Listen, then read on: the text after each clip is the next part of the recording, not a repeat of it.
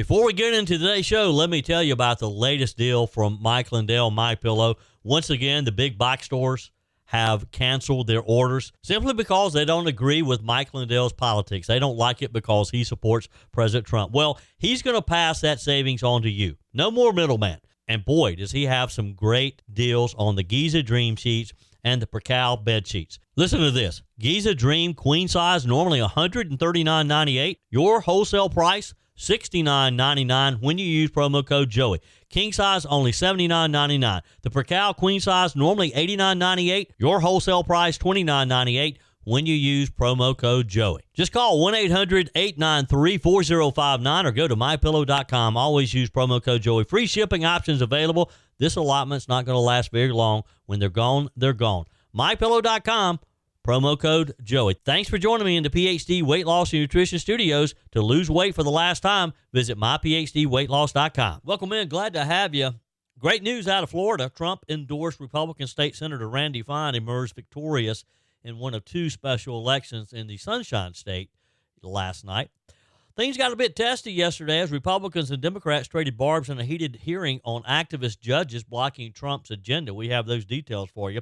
And in his latest book, reporter and author Jonathan Allen says that former President Barack Obama was working against former Vice President Kamala Harris after Joe Biden dropped out, advocating for an open primary because he didn't think Harris could win. And he was right.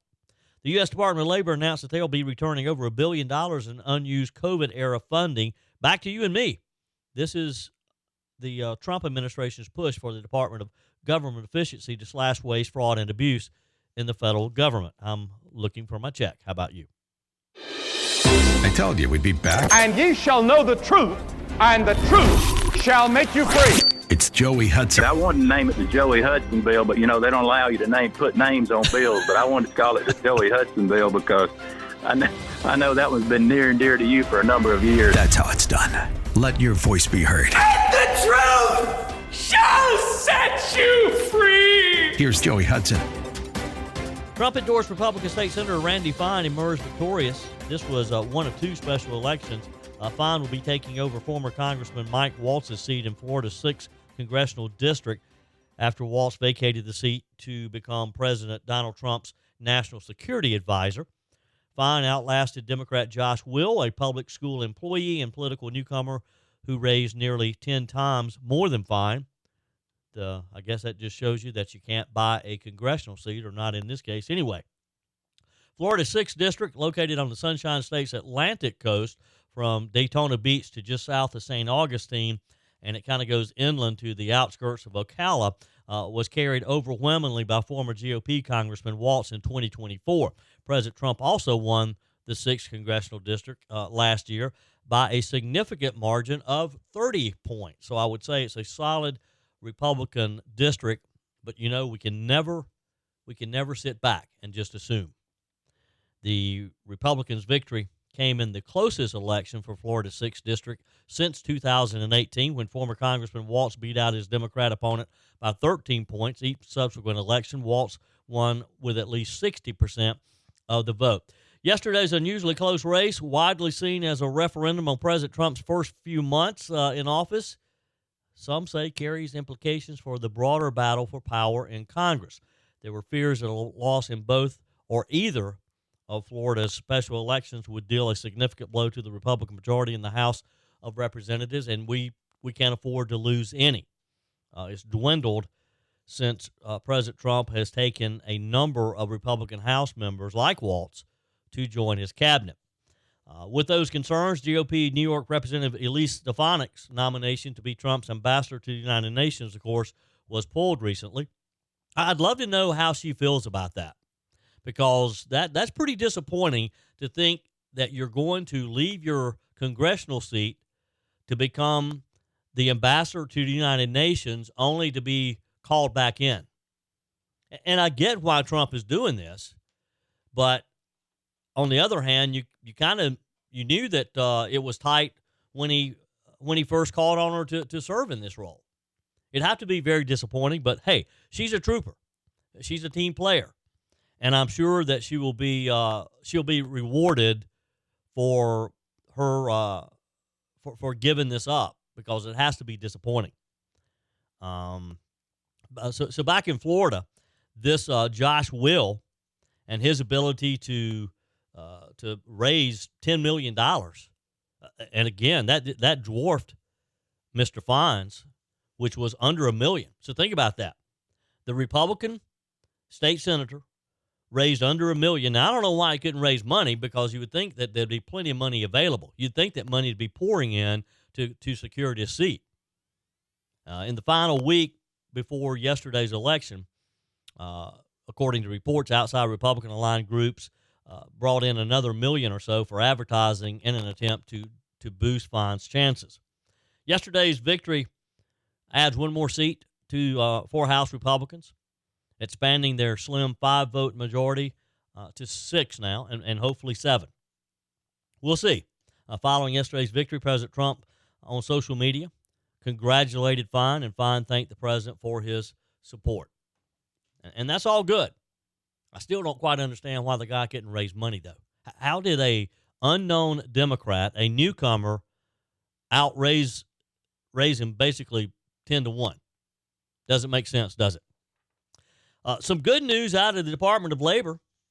We learned that Secretary of Labor Lori Chavez DeRemer announced that her department will return over $1 billion in unused COVID-era funding.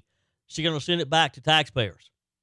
This is just part of the Department of Government Efficiency's aim to slash waste, to eliminate fraud and abuse in the federal government, and to go after those who committed such.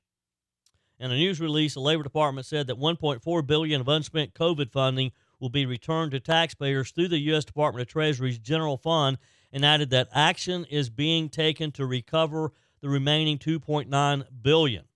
And this is a drop in the bucket compared to what was spent during COVID.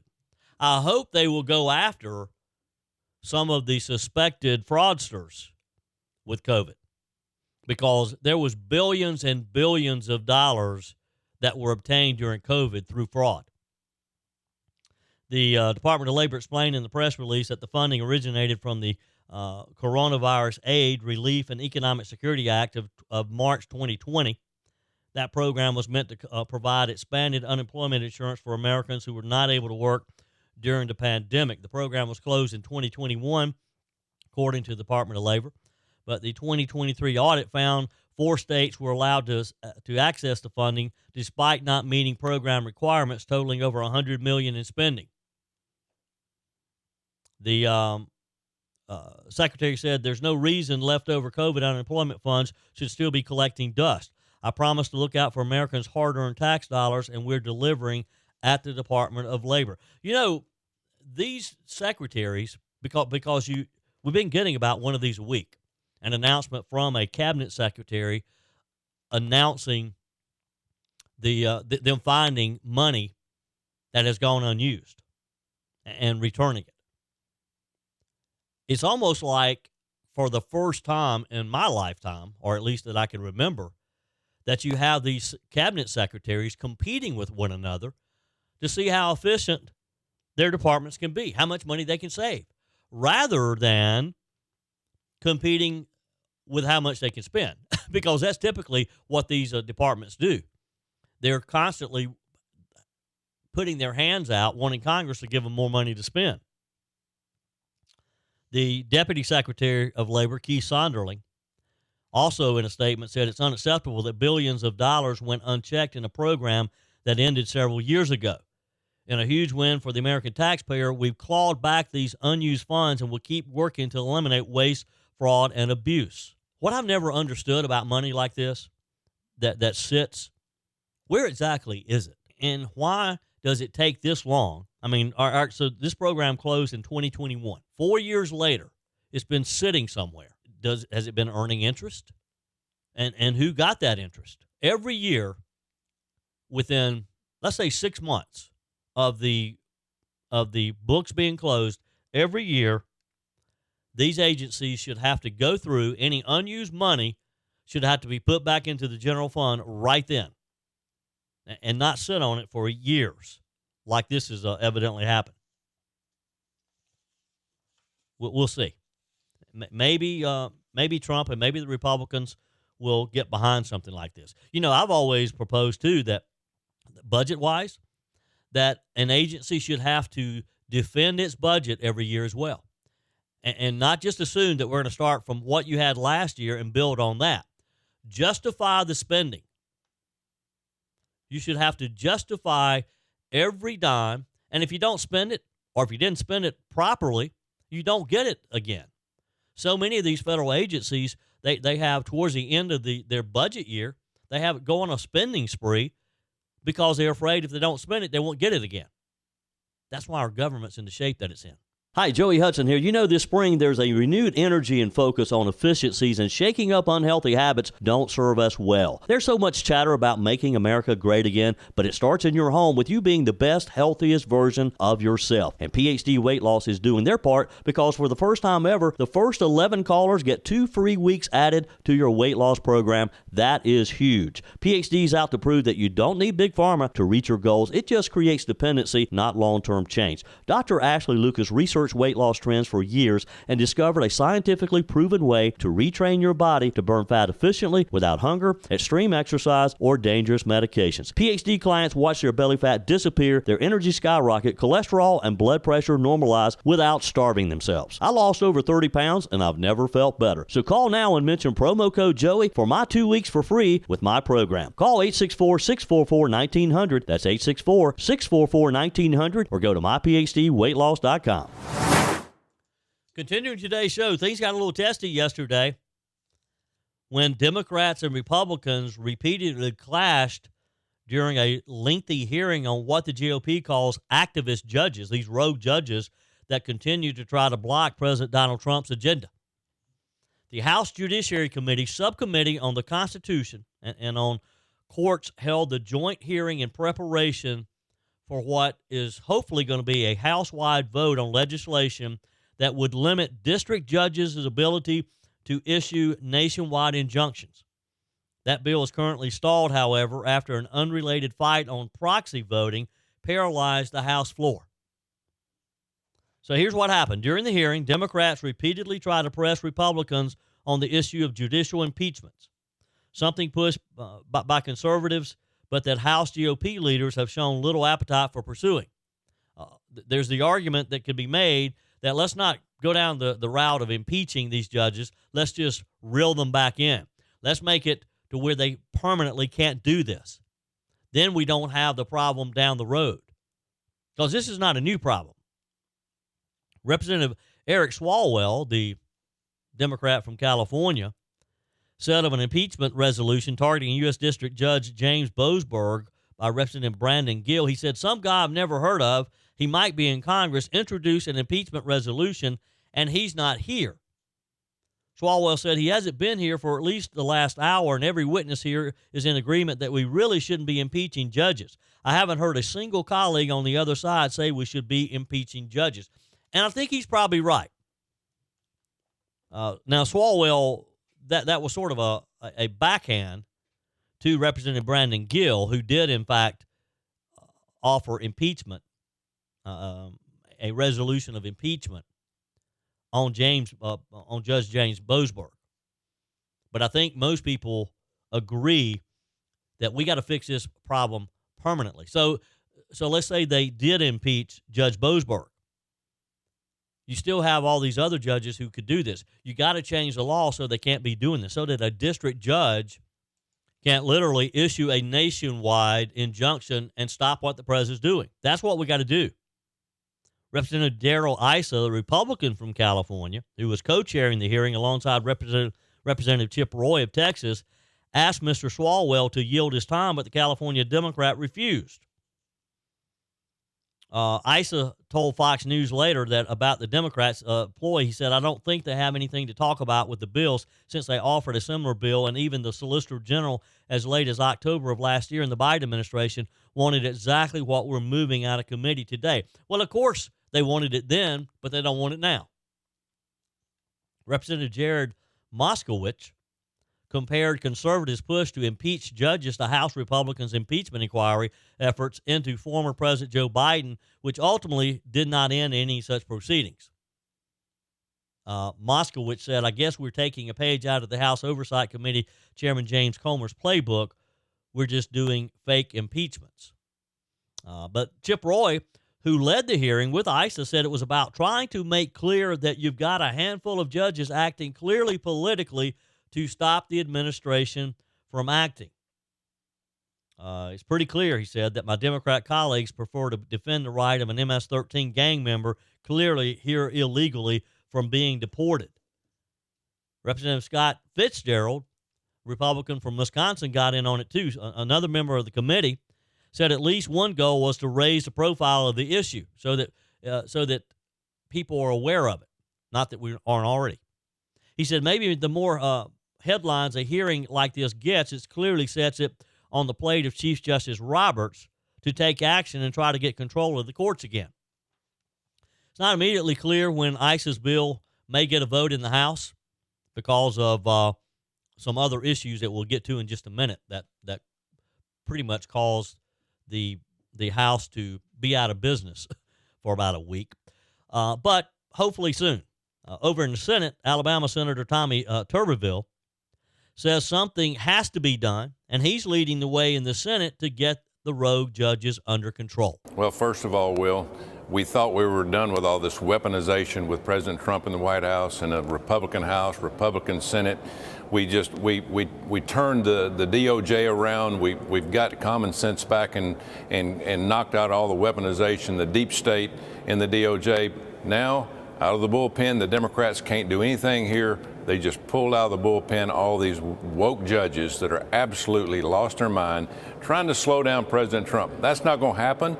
But as you said, Senator Grassley and I have got a bill on the floor, and hopefully we'll have some action with it. But we've got to stop this nonsense. President Trump has had more injunctions against him in the first 2 months than President Biden had in 4 years. It's absolutely nonsense. We got to quit doing this. We got to give President Trump a chance, but the Democrats are scared to death of the American people and President Trump. They're going to do everything they can do to slow him down. And he's right. The senator's right. Democrats, I'm not sure this is part of their plan, but after it's worked a couple of times, they've realized that they can judge shop and they can find one of their rogue activist judges who will issue an injunction to hold everything up. And this has got to stop. I happened to talk with Senator Lindsey Graham about this earlier this week when he received the endorsement of a couple of right-to-life organizations. I asked him about these rogue judges. No federal district court judge should be able to stop national policy. They judge shop. They go to the most liberal districts in the country, and they get a single federal district court judge to issue a ruling that affects the entire nation. We should stop that practice. The Supreme Court has a rule about that. They should enforce it. So I'm supporting Senator Grassley's idea that a single federal judge cannot issue an injunction against a presidential action on the federal level. It's got to go up to a higher level, because right now, all you got to do is find one liberal judge to put everything on hold. That needs to stop. And, Senator, I hope we can stop it very soon. Not surprising, according to political reporter Jonathan Allen, former President Barack Obama was actively working behind the scenes to prevent Kamala Harris from becoming the Democrat nominee after Joe Biden exited the 2024 race after his dismal showing in the debate with Donald Trump. Allen, appearing on MSNBC to promote his new book, Fight Inside the Wildest Battle for the White House, said that Obama lacked confidence in Harris's ability to win and pushed for an open primary or contested convention to find an alternative candidate. President Obama absolutely did not think that Joe Biden should continue, according to our sources close to President Obama. And he also didn't want Kamala Harris to be the replacement for Biden. He didn't think that she was the best choice for Democrats. And he worked really behind the scenes for a long time to try to have a mini primary or an open convention, or a mini primary leading to an open convention. Did not have faith in her ability to win the election. So, and as it turned out, she didn't win, but he was really working against her. In one moment, he had set up a phone call with Congressman Clyburn from South Carolina on the day that Joe Biden handed off the baton to Kamala Harris. And Obama had set up a call with Clyburn for like 5:30 that afternoon. And Clyburn thought to himself, this guy's going to try to rope me into the open convention thing. I better get my endorsement of Harris out there fast so that this is a short conversation. So that's and when Harris talked to Obama on the day that Biden handed off to her, Obama was unwilling to give his endorsement then. Now we know eventually Barack and Michelle came around. They eventually endorsed Harris. That support came 5 days after Biden's endorsement. A delay that everybody thought was intentional. Obama wanted her to sweat it out, and he didn't care. I mean, who's going to challenge Barack Obama in the Democrat Party? The book also describes how Representative James Clyburn, from the only Democrat in my home state of South Carolina, rushed to endorse Harris. You heard him say that after learning that Obama was planning to call him. He wanted to go ahead and get it out of the way, so it was public information. Wow.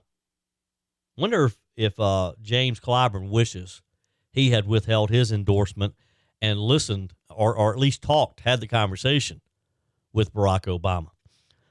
The book also paints a picture of a strained dynamic between Joe Biden and Kamala Harris, with Biden demanding full loyalty even after he stepped aside. According to Allen and co-author Amy Parnes, Biden told Harris, quote, "No daylight, kid," in a call before the debate, an instruction to stick closely to his legacy.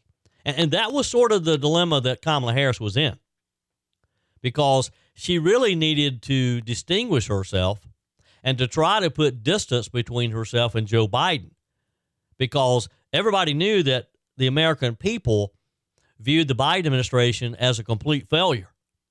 So in order to separate herself, she needed to be able to call some of that out and to admit we made mistakes. But instead, she tried to further support or continue the legacy of Joe Biden, and people were over that. Critics faulted Harris for not distancing herself enough from Biden, especially as she struggled to define her own image, and she couldn't even define policies that her campaign supported. At one point, Harris even told The View that she couldn't name anything that she would have done differently during the Biden term. You remember that?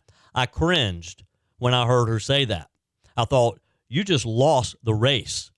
If you can't think of a single thing that you would do differently in a total failure of an administration, you don't deserve to be president. She never deserved it anyway. But I would have thought that even Democrats would have turned on her then. If you'd like, I can summarize the rest of the book and break down the political implications of Obama's reported stance. Just let me know. In other Biden-Harris news, and look, it seems like there's always some Biden-Harris news. Hunter Biden will be permanently stripped of his ability to practice law in the nation's capital after agreeing to a disciplinary agency's disbarment recommendation. The former first son, a convicted felon, filed an affidavit under the seal in the D.C. Court of Appeals yesterday, noting his consent to disbarment.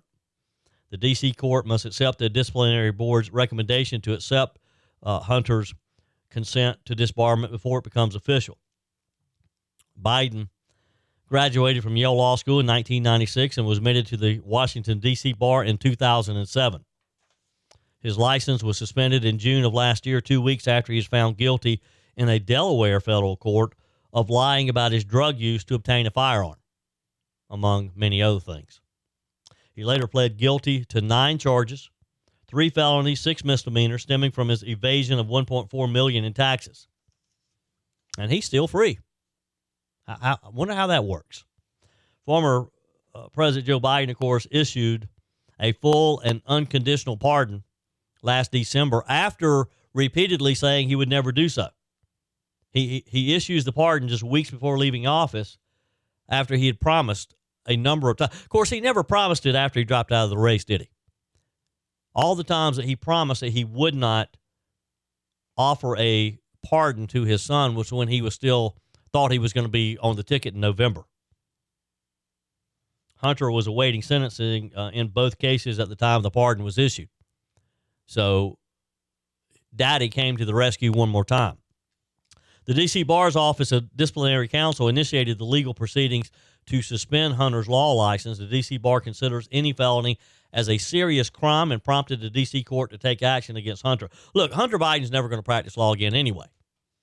I don't know exactly what he's going to do now that his art is worth nothing, now that he doesn't have his daddy to sell his influence to.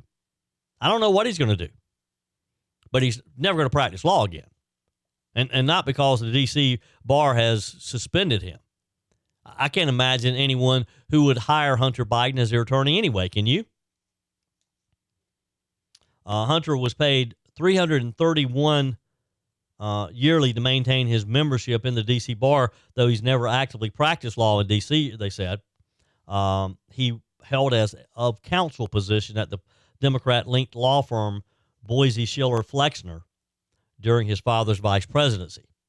Basically, they just put his name on the letterhead because of his name. That's all he's ever done. Hunter Biden, the only thing he's ever done is peddled his dad's influence. His dad doesn't have any influence anymore, so he doesn't have anything to sell. He supposedly lives in Southern California. Not sure where he's living now because, remember, his house, he claimed he couldn't live in his house that was right in the middle of a burned-out neighborhood, although it did not burn itself. It was the only house in the neighborhood that was still standing. He sued the landlord to get out of the lease because he said it was inhabitable. Now, again, the news media showed images of this home, and everything around it was burned. So, obviously, they had some additional fire protection around this home of some sort. But the home looked fine to me. Now, maybe it got so hot that could the wires melted or something? I don't know. Who knows? I think Hunter Biden was just looking for an excuse to get out of that lease. So what do you think Hunter Biden can do now? Would you hire him as your attorney? Would you buy any of his art? Email me what you think Hunter Biden can do. You can text me or leave me a message on the MyPillow message line, 864-477-JOEY, 864-477-5639. Always use promo code Joey when you go to MyPillow.com and get the very best prices on every single item that Mike Lindell has to offer. I had a great conversation. I interviewed Mike Lindell yesterday. Go to my YouTube channel and you can watch the full interview. He has some great deals right now. What a story he has to tell. His Giza Dream queen size sheets, normally $139.98. Right now, when you use promo code Joey, he's going to let you have them at wholesale price, $69.99, because once again, the big box stores have canceled their orders. They're not going to carry his products. So as Mike explained to me in the interview yesterday, he's going to pass those savings on to you. He's going to let you have them at wholesale prices. The Percal queen size, normally $89.98. Your wholesale price, $29.98. The king size, only $34.98 when you go to MyPillow.com or call 800-893-4059. Always use promo code Joey to get the very best price. Promo code Joey, MyPillow.com, or call 800-893-4059. These liberal colleges, they just don't get it. The latest out of New York, Ithaca College in New York, has admitted to letting a trans athlete compete in a Division III rowing competition last weekend. The college allowed this despite the fact that the NCAA changed its gender eligibility policy back in February to prevent biological males from competing in women's sports, in compliance now with President Donald Trump's executive order addressing the issue. The trans athlete competed in the Cayuga duels on Saturday, but only in the third Varsity 8 event, which is not factored into the NCAA championship qualifications, according to the New York Post. Ithaca provided a statement to the media saying that participation of the trans athlete was due to a misunderstanding by the coaching staff about what was considered an official NCAA event and reference to policies allowing of male practice players. Look, there should not be any males on any female teams, period. Forget about whether it's considered an official NCAA event or not. Kick the men off of the women's team. You agree? Email me, text me. Leave me a message on the MyPillow message line, 864-477-JOEY, 864-477-5639. Always use promo code Joey when you go to MyPillow.com. I had a great conversation with Michael and Dale yesterday. And go to my YouTube channel. Just go to YouTube, search for Joey Hudson, find my YouTube channel, and you'll see my interview with Michael and Dale yesterday. I'd love for you to watch it. What a great man he is and what great products he has. And he explains how the big box stores, once again, have canceled their orders this spring. So he's got a truckload of spring sheets that he needs to sell. And he's going to give us those sheets at wholesale prices. The Giza Dream queen size is normally $139.98. Your wholesale price, $69.99 when you use promo code Joey. Just go to MyPillow.com or call 800-893-4059. The king size, only $79.99. The king size of the Percale, only $34.98. And there's a lot of other savings there, too. So call 800-893-4059 or go to MyPillow.com. Use promo code Joey. And be sure and go to my YouTube channel and watch my interview with Michael and Dale. I promise you, you'll love hearing from Michael and Dale. And what an inspiring story this man has. Your comments are welcome on the Firmin Ford text line, 864-477-JOEY. That's 864-477-5639. Emails always welcome, joey@joeyhudson.com. Speaking of the Firmin Ford text line, it's never been more important to support locally run businesses owned by people who actually live here in the upstate. Let me take a minute to talk with you about our friends at Firmin Ford. If you're looking for a new vehicle, maybe a great pre-owned vehicle, one you could trust, or maybe you're looking to order that special vehicle. Either way, if you want a new one, a brand new one, or a pre-owned that you can trust, the folks at Firmin Ford, they're there to help you. Their name is on the sign because their name is on the line, because every single transaction is important to them. Jim Firmin, Matthew Firmin. They do business the right way. When you stop by, when you give them a call, or maybe when you just send them a quick email, you're always going to have access to a member of the Firmin Ford family. And by the way, they also offer great service, and you're not going to have to wait weeks and weeks to get it done. And you do not have had to purchase your vehicle at Firmin Ford. Doesn't even have to be a Ford. They service all makes and models. Visit my friends at Firmin Ford online at FirminFord.com, FirminFord.com. On the text line, texter says, Joey, good morning. Responding to your show yesterday, don't you think that Joe and his administration should have also be held accountable for the murder of the Georgia woman? This would have never happened had he shut the border down. These illegal immigrants should have zero rights. What I mean is no court. The arresting officer should be judge and jury. Remember the comic book Judge Dredd? Yeah, I should have the power over illegal immigrants. Love your show, Joey. Keeping us informed. Thank you. I appreciate your comments there.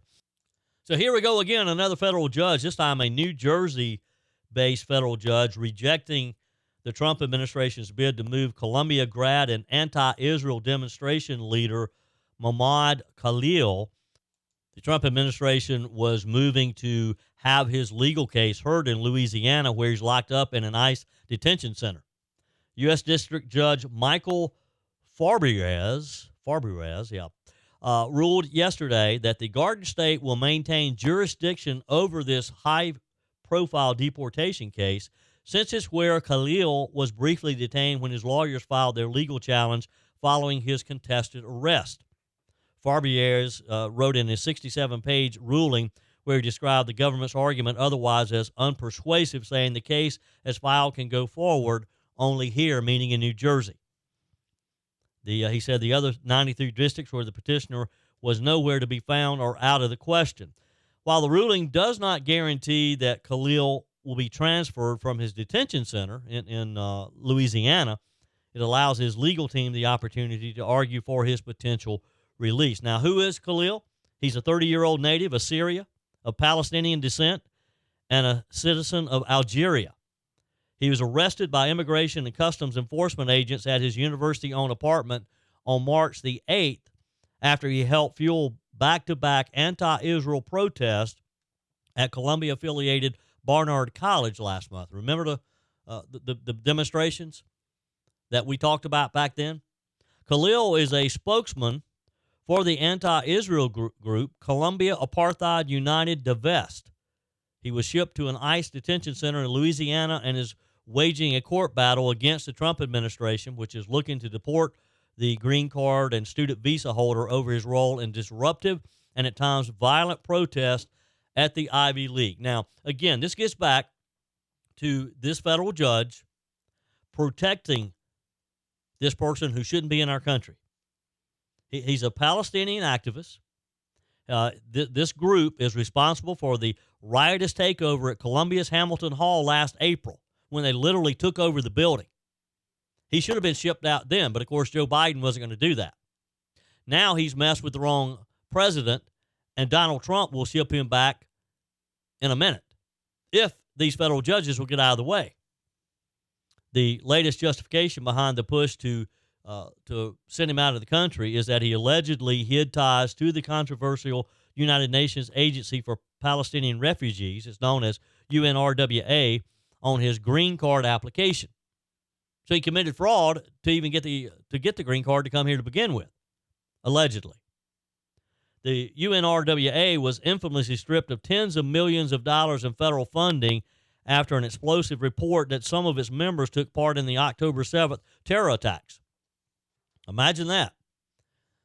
So they attack Israelis, yet they think that they should still get U.S. dollars. Not going to happen. His attorneys have since accused the Trump administration of advancing listen to this, a radical reinterpretation of existing law to move the case to a more conservative venue that deprives Khalil of his legal team and family. Now, it is a bad situation. This guy is married to an American who is 8 months pregnant with his child, and I hate it for him. And I hate it for the child. Why in the world would a young American girl get involved with a Palestinian-loving person like him? The defense attorney, Bahir Azmi, said, "We're grateful the court wisely understood that the government cannot try to manipulate the jurisdiction of the United States courts in a transparent attempt to shield their unconstitutional and frankly chilling behavior." I bet this defense attorney, though, likes judge shopping. They're talking about the Trump administration manipulating the jurisdiction. I bet they would go to another jurisdiction if they thought they had a more friendly judge. They love it. They love switching jurisdictions when it's to their advantage. So this is just another example of a federal judge stepping in and protecting a potential terrorist here, someone who shouldn't be in our country. And this is what we've seen quite a bit. These federal judges, activist judges, in some cases, district judges issuing nationwide injunctions to slow Trump down. We thought we were headed to a vote in the U.S. House this week that would potentially start the process of re-educating these judges and making it clear that they do not have nationwide jurisdiction. It's going to take an act of Congress, evidently, to clear this little misunderstanding up. The U.S. Senate is working on a bill. The U.S. House getting close to vote. However, things got a little dramatic in the House yesterday. What's normally a routine procedural vote ended in some drama after the rebellion of 9 Republicans against their own party forced the chamber proceedings for the week to come to a halt. Speaker Mike Johnson told reporters that votes were canceled for the rest of the week in comments condemning the mutiny. So what happened? Well, they had a rule vote. And look, leadership has admitted it's an embarrassing setback for the House Republican caucus, who was putting on a full court press for both pieces of legislation that were important. But they had a rule vote, which is not an expression of support or opposition for any specific measure.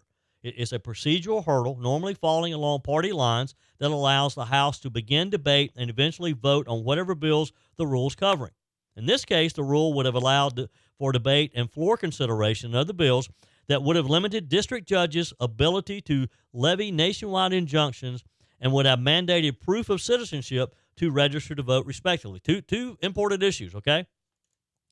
Representative Anna Paulina Luna from Florida, meanwhile, has been leading a bipartisan push for legislation that would allow new parents in the House to vote remotely for 12 weeks surrounding their child's birth. She attempted to force the bill onto the floor via a mechanism called a discharge petition, which would effectively end-run leaders to hold a House-wide vote on the legislation, provided the petition gets support from a simple majority of the House. Representative Luna has been pushing for this. Lawmakers rarely, if ever, lead discharge petitions against their own party, but Luna's was poised for success with support from some Democrats as well as some fellow Republicans. House GOP leaders attempted to block it by inserting language in an unrelated rules package. However, and would have effectively prevented Luna's bill from getting a vote. The rules package, though, would have opened debate on this No Rogue Rulings Act that would have eliminated these federal judges, their ability to do this. But because some of the Republicans thought that Representative Luna's bill to allow House members to be able to vote in absentee during maternity leave killed any chance of it passing, at least for now. We'll see. They're kind of on. They've been sent to a timeout. That's it for today's edition of Just the Truth. Thanks for joining me in the PhD Weight Loss Studios. To lose weight for the last time, visit myphdweightloss.com. If you haven't joined my mailing list yet, visit my website, joeyhudson.com. Click on the Connect with Joey button so that you can receive our emails and the most up-to-date news. Also, join me on my YouTube channel. Be sure and like, comment, and subscribe. Just search for Joey Hudson. As always, thanks for spending a few minutes of your day with me. Do me a favor and forward this episode to a few friends. Just click on the share button and send to your contacts. We need to build an army of conservatives to win our country back, and we can do that by continuing to share the truth with our friends and family. Keep those comments coming via the Firmin Ford text line, 864-477-JOEY. Email to joey@joeyhudson.com, and I love your messages on the MyPillow message line. Again, that's 864-477-JOEY, 864-477-5639. Be sure and take advantage of the MyPillow special, just $14.88 on the standard MyPillows when you use promo code Joey. Order online at mypillow.com or call 800-893-4053. We're back again tomorrow and hope you'll plan to join us. Until then, remember, God's got this. He's still in control.